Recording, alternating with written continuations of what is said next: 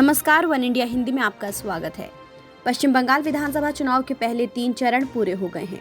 अब 10 अप्रैल को चौथे चरण में 44 सीटों पर चुनाव होगा। इस चरण के लिए बीजेपी टीएमसी ने पूरी ताकत झोंक दी है। चौथे चरण में असदुद्दीन ओवैसी की पार्टी एआईएमआईएम की एंट्री से लड़ाई काफी दिलचस्प हो गई है। चौथे चरण में एआईएमआईएम 7 सीटों पर चुनाव लड़ रही है। ऐसे में टीएमसी प्रमुख ममता बनर्जी लगातार ओवैसी को बीजेपी की बी पार्टी होने का आरोप लगा रही हैं। अब ओवैसी ने पलटवार करते हुए मोदी और ममता को एक जैसा बता दिया है। मीडिया से बात करते हुए असदुद्दीन ओवैसी ने कहा कि बंगाल के मुसलमान विकास चाहते हैं, तुष्टीकरण नहीं। ओवैसी ने कहा कि पीएम मोदी और ममता एक ही हैं।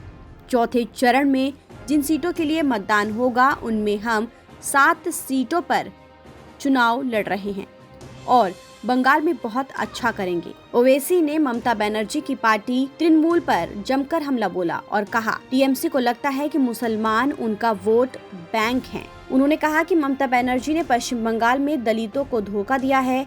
टीएमसी को लगता है कि मुस्लिम वोट बैंक पर उनका एकाधिकार है। ओवैसी ने कहा कि मैं बतौर सांसद नंदीग्राम आंदोलन का हिस्सा था और उन्होंने मुझे कई बार धन्यवाद दिया। वहीं अब चुनाव में ममता बनर्जी मुझे बीजेपी की बी टीम कह रही हैं। ओवैसी ने कहा गुजरात दंगों में चुप रहने के लिए उन्हें कैबिनेट बर्थ से सम्मानित किया गया था। उन्होंने कहा अब वो मंत्रों का जाप कर रही हैं और आरोप लगा रही हैं। सभी वोट पाने के लिए नाटक कर रहे हैं। बता दें पश्चिम बंगाल में कुल 8 चरणों में चुनाव होने हैं।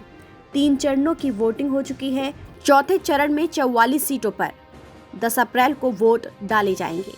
इसके बाद 5वें चरण में 45 सीटों पर 17 अप्रैल को, छठे चरण में 43 सीटों पर 22 अप्रैल को, 7वें चरण में 36 सीटों पर 26 अप्रैल को और 8वें और आखिरी चरण में 35 सीटों पर 29 अप्रैल को वोट डाले जाएंगे।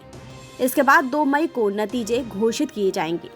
फिलहाल इस खबर में इतना ही। देश और दुनिया की तमाम खबरों के लिए आप बने रहिए वन इंडिया हिंदी के साथ।